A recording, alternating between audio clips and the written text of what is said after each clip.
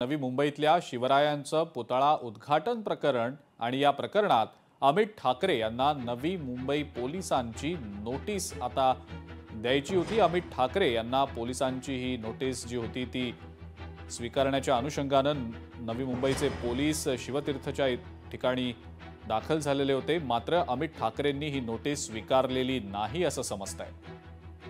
मनसे नेते अमित ठाकरे यांच्यासह 70 जणांच्या विरोधात गुन्हा दाखल करण्यात आलेला आहे। भाग्यश्री प्रधान आचार्य आपल्या प्रतिनिधी आपल्या सोबत आहेत सध्या।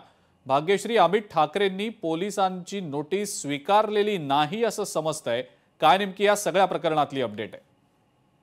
नक्कीच आपण बघितलंय अजिंक्य, तर परवाच्या दिवशी नवी मुंबई इथे एक शिवरायांचा पुतळा होता, त्याचं उद्घाटन करणं बाकी होतं आणि नवी मुंबई महापालिकेने तो कापडाने गुंडाळलेला होता आणि जे कापड होतं ते अत्यंत अस्वच्छ आणि फाटकं कापड असल्यामुळे अमित ठाकरे यांनी ते कापड काढलं आणि त्यानंतर मनसैनिकांसह तिकडे त्यांनी ते उद्घाटन केलेलं पाहायला मिळालं।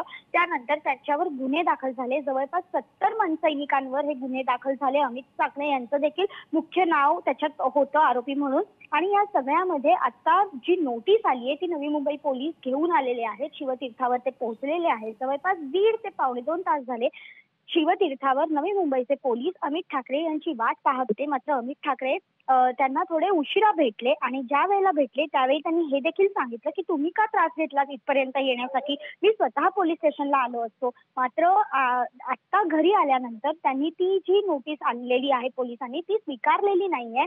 आणि या व्यतिरिक्त जर आपण बघितलं तर 2 दिवसांपूर्वी देखील त्यांचं स्टेटमेंट होतं की महाराजांसाठी जर माझ्यावर गुन्हा दाखल होत असेल तर तो मी स्वीकारायला देखील तयार आहे। मी राज ठाकरेंचा मुलगा आहे, मी घाबरत नाही, अशाच पद्धतीची पाठराखण आदित्य ठाकरेंनी देखील अमित ठाकरेंची केलेली होती।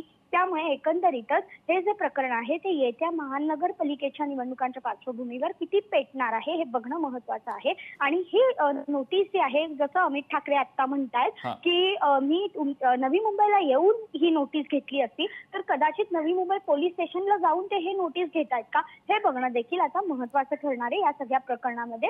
अजिंक्य, ठीक आहे भाग्यश्री, धन्यवाद सविस्तर माहिती दिली त्याबद्दल। अमित ठाकरे आता ही नोटीस स्वीकारणार आहेत का ते नवी मुंबईला जाऊनच ही नोटीस स्वीकारतात हे पाहणं आता महत्त्वाचं असेल। लोकशाही मराठी ऐका, पहा, जागरूक रहा।